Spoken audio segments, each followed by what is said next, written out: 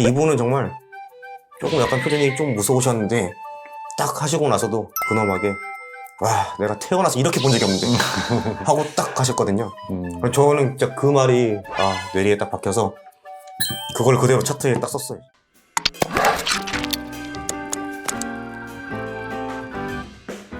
비밀약 정보 채널 골드만 TV 류경호입니다.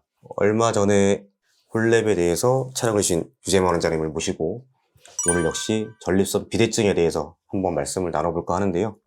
오늘 저희가 말씀드릴 내용은 전립선 비대증 중에서도 이전에 다른 원장님께서 또 영상을 촬영해서 말씀을 한번 해주신 적이 있는데 거대 전립선 비대증에 대해서 한번 말씀을 드려볼까 합니다. 이제 크게 거대 전립선 비대증 말 그대로 전립선이 정말 거대하다는 얘기인데 도대체 어느 정도까지 돼야지 이게 거대라는 말을 쓸 수 있는지 그 기준이 어느 정도가 될까요? 사실 이게 전립선 비대증을 칼같이 나눠서 이거 이상이면 크고 이거 이상이면 작다고 얘기하기는 좀 그렇겠지만은 일반적으로 이제 전립선 비대증에 대해서 약물 치료도 할 수도 있는데 근데 이제 약물 치료로 잘 안 된다든가 아니면은 너무 크다든가 하면 이제 수술적인 방법을 쓰게 될 텐데 통상 그러니까 수술적 치료를 이제 결정이 됐는데 좀 수술도 그렇게 쉽지가 않겠다 하는 크기가 보통은 이제 한 80g 정도 크기 이상이면은 좀 그런 게 어렵지 않을까라고 생각을 했었기 때문에 그래서 한 80g 이상 정도를 이제 거대 전립선 비대증으로 얘기를 합니다. 저희가 지금 원장님도 그렇고 저도 그렇고 이제 이 영상을 보시는 분들께서도 이제 많이 익숙해지셨겠지만은 홀미움 레이저 전립선 적출술, 그래서 홀랩 수술이라고 하는 수술을 하고 있고 또 저희가 최근에 도입한 수술이 있죠. 수압으로 수술. 워터젯 로봇 수술을 이제 또 도입을 해서 하고 있는데 사실 한 10년 전 그 전까지만 해도 그렇게 익숙한 수술은 아니고 워터젯은 정말 생소한 수술이었거든요. 그럼 그 당시에서 기준으로 봤을 때는 단순히 내시경 수술로 또 레이저가 아닌 단순히 고주파 전류로 긁어내는 경요도적 전립선 절제술을 할 때 어느 정도까지 좀 안전하게 할 수 있느냐 아니면 이 이상이 되면은 정말 개복을 해서 전립선을 정말 수술을 해야 되는 건지 그 기로에 선 크기가 거대 전립선 비대증이 되지 않았을까 하는데 사실 아직도 논문이나 교과서를 찾아보면은 말씀하신 것처럼 한 80g 정도를 얘기를 하고 있거든요.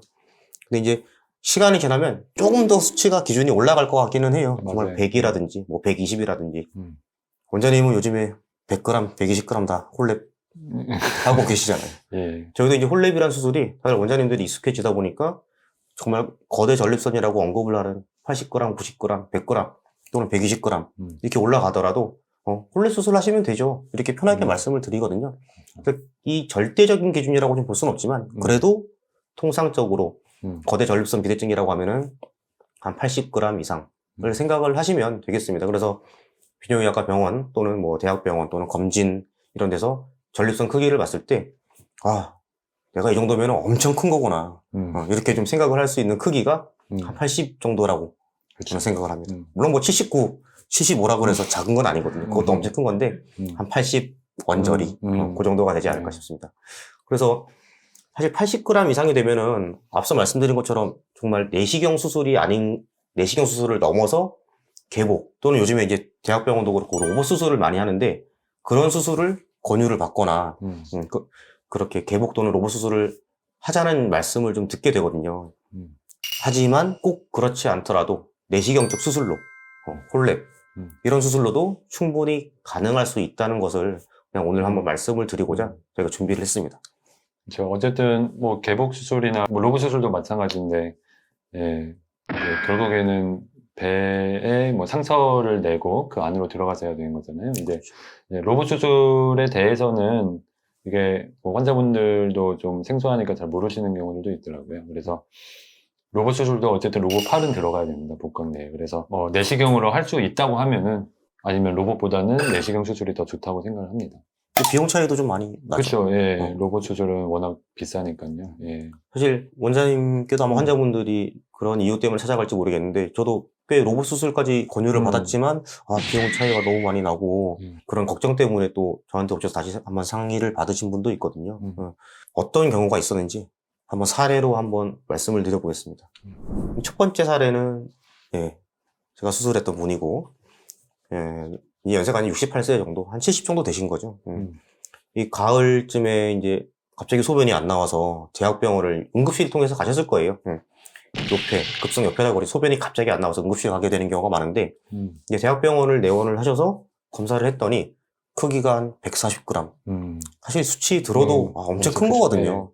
저희가 초음파를 딱 항문을 통해서 보면은 정말 화면이 꽉 찰 정도, 그 정도 크기가 되는 건데, 그 정도 크기로 이제 처음 요폐가 발생해서 가셨다가, 이제 소변이 막 안 나오고, 크기도 또 처음부터 워낙 크니까, 이제 수술 권유를 받았는데, 이제 처음부터 이제 로봇 수술을 이제 권유를 받았고, 당연히 그게 뭐 교과서적으로도 맞는 내용이거든요. 근데 이제 수술을 할 수는 있다. 단, 일단은 환자분이 수술을 당장 받는 걸 원치는 않았기 때문에, 소변줄을 먼저 차고, 보통은 이제 요폐, 소변이 안 나오면 소변줄을 한 일주일 정도 차고 계시다가, 소변줄을 빼고, 다시 자연적인 소변을 보시는지 확인을 하는데, 그 단계를 일단 처음 거치셨고, 처음에 실패를 하셨거든요. 다시 또 두 번째, 또 일주일 또 실패하시고, 근데 조금 나와서 좀 어떻게 지내시다가, 또 다시 요폐가 생겨서 아마 세 번째까지 실패를 하셔서, 아, 정말 내가 이 로봇 수술을 받아야 되는구나. 저희가 지금 말씀드리는 로봇 수술은 워터젯 로봇 수술이 아니라 이 배를 뚫고 하는 그 로봇 수술을 말씀드리는 건데, 그 로봇 수술을 받아야 되는데 비용도 너무 고가고, 아, 고민이 너무 되는데 하다가 이제 알아보시고 오셔서 제가 이제 검사를 진행을 했습니다. 그래서 제가 이제 초음파를 직접 봤을 때는 이제 말씀하신 거랑 좀 차이는 있지만은 크기가 한 120 정도. 역시나 두말할 나위 없이 거대 전립선이고. 네, 잘 모르시는 분들도 있을 것 같아서 첨언을 하자면은 원래 이제 아주 젊었을 때 정상 전립선 크기는 20g 미만이라고 보통 보잖아요. 그래서 거의 그거의 7배 그렇죠. 가까이, 6배, 7배 되는. 20g이면 뭐에 비유하면 딱 맞을까요? 호두알? 호두알 정도. 그럼 호두알을 한 7개 이 정도, 이 정도 되는 거거든요. 그러니까 이제 그거를 내시경을 하는 게 쉽지는 당연히 않은 건데, 다음 그 사진을 보시면은 이제 홀랩 수술을 할 때, 그 전립선 형태고 정말 양측이 딱 붙어 있고, 이 왼쪽 사진은 이제 가운데가 역시 저희 중접이죠. 중접이 거대하게 딱 막고 있는 게 당연히 보이고요. 이거는 뭐 보지 않았더라도 예상됐던 상태고, 수술하고 나서 이렇게 뻥 뚫려 있죠. 이 사례는 수술 전 요속을 보여드릴 수가 없는 이유가 소변줄을 차고 오셨기 때문에 소변줄 한번 빼보고 소변 보시는 거 볼게요. 환자분도 어차피 안 될 것 같아요. 이미 포기 상태셔서 그럼 바로 수술을 진행하겠습니다. 그리고 뭐 크기가 워낙 크셨기 때문에 수술을 이제 홀랩 수술을 진행을 하셨죠. 그래서 수술하고 나서 이제 일주일째인데 사실 저도 놀랄 정도로 사실 연세가 조금 있으시고 이렇게 요폐를 많이 경험하신 분들은 제가 이전 영상에도 말씀드렸지만은 적절한 타이밍에 수술을 해야 되는 이유가 방광 기능이 나중에 이제 망가져서 밑에는 뚫려 있지만 잘 짜주지 못하는 경우가 생길 수 있거든요. 그래서 3번이나 실패하셨고 처음 요폐가 발생하시고 몇 개월이나 지나서 오셨기 때문에 이거 방광 기능이 또 안 좋으면 소변을 잘 못 볼 수도 있는데 근데 사실 이거는 정말 이쁘게 보셨습니다. 이쁘게 소변이 탁 치고 올라가서 가장 이상적인 패턴이라고. 저는 이 정도 나오면은 저보다 훨씬 더 좋으십니다. 웬만한 20대랑 같이 하시면 정말로 이 정도면 다 KO 당하고 유윈이 되시는 건데 딱 정말 그대로 속도도 29 그리고 보시면은 이게 이제 양이 117 정도거든요. 그리고 잔뇨가 35 정도면 처음에 150 정도 있는데 사실 양이 적을 때는 또 줄기가 원래 약하죠. 속도도 약할 수 있는데 양이 적음에도 불구하고 속도가 정말 잘 나오셨고 3개월 지났을 때 역시 소변 잘 치고 끝에 정말 방울방울 똑똑 떨어지는 것도 없이 딱 깔끔하게 끝나는 속도가 26.9. 예전에 저희 요속 촬영했던 거에 비교하면 이게 훨씬 더 아마 이쁘고 잘 보신 거라고 생각이 되거든요.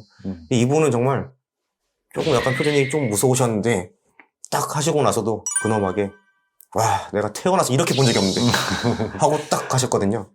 저는 진짜 그 말이 뇌리에 딱 박혀서 그걸 그대로 차트에 딱 썼어요, 진짜. 그래서 젊었을 때 이렇게 본 적이 없다. 그 정도로 결과가 너무 좋았던 분이셔가지고 앞으로도 이제 뭐 저희가 이제 계속 말씀드리지만 뭐 1년에 한 번씩 정기적인 검진 통해서 요즘에 뭐 100세 시대인데 앞으로 뭐 30년, 40년 더 생각하면은 앞으로도 또 그만큼 빨리 자란 게 있어서 정기적으로 잘 보시면 좋을 것 같다. 이렇게 지금 계속 뵙고 계신 분이고요. 아직 뭐 그 이후에 초음파를 다시 아직 볼 시기는 안 돼서 이제 얼마나 깎이고 모양이 어떻게 되는지까지는 제가 보여드리기는 어렵지만은 아무튼 이 그래프만 봐도 정말 누가 봐도 소면을 정말 잘 보시는 상태가 되셨습니다.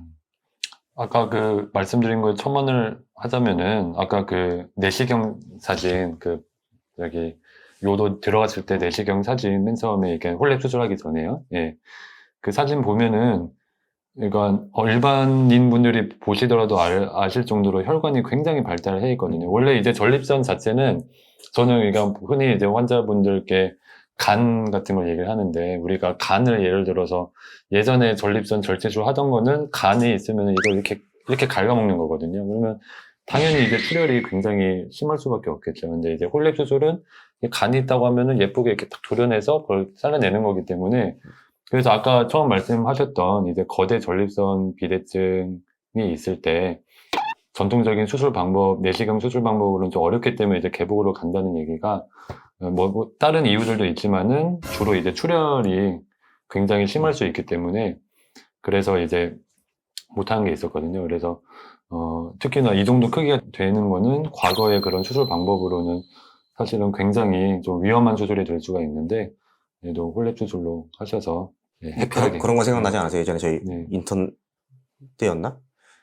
이 정도 크기 저희가 네, 경력으로 그냥, 전립선 네. 절제술 TURP 하면은 밤새 잠을 이게 긁어내면은 피가 이제 지금도 쉽게 말씀해 주셨는데 예를 들어서 뭐 오렌지나 귤 같은 거를 겉에 껍질만 이렇게 파내면은 즙이 하나도 안 새고 딱 나오지만은 그냥 이렇게 파버리면은 물이 다 새버리잖아요. 그러니까 그걸 피라고 생각하시면 피가 엄청 많이 나오는 거거든요. 근데 이제 이 정도 크기를 그렇게 깎아서 수술을 하다 보면은 인턴 선생님 피 좀 타와. 그러니까 이제 수혈 때문에 수혈을 하면서 하는 게 정말 다반사였어요. 그리고 방금 말씀하신 것처럼 수술하고 나서 병실에 올라오면은 이 소변줄로도 정말 빨간 피가 계속 나오니까 저희가 이제 1년차 때죠. 자다가 이제 병동에서 전화가 와요. 소변줄 막힌 것 같아요. 그러면은 저희가 세척을 하거든요. 이제 소변줄을 통해서 주사기로 이렇게 빼내는데 그 선지 덩어리 같은 게 투투투투투투 하면은 거의 양동이를 몇 번 교체를 해야 될 정도로 계속 세척을 하거든요. 그러니까 자다가 그거 하는 게 정말 다반사였어요. 그래서 그게 긁어내는 수술로는 정말 이런 크기를 하는 게 벌써 오늘 자기는 굴렀구나. 그거 거의 예상될 정도인데 저희가 지금 홀랩이란 수술을 하다 보니까 이제는 그런 시대는 지나가고 저희 이제 이런 환자분들 다 바로 그날 가시거든요. 네, 당일 퇴원하시죠. 당일 퇴원하시고 뭐 한 3일, 4일 있다가 소변줄 빼셔도 전혀 문제 없으시고 정말 이게 기술도 좋아지고 레이저도 좋아지고 다 좋아지다 보니까 환자분들 가장 혜택받는 거는 역시 환자분들이죠. 비정상 토크 이번 영상이 유익하고 도움되셨다면 구독, 좋아요, 알람 설정 부탁드리겠습니다.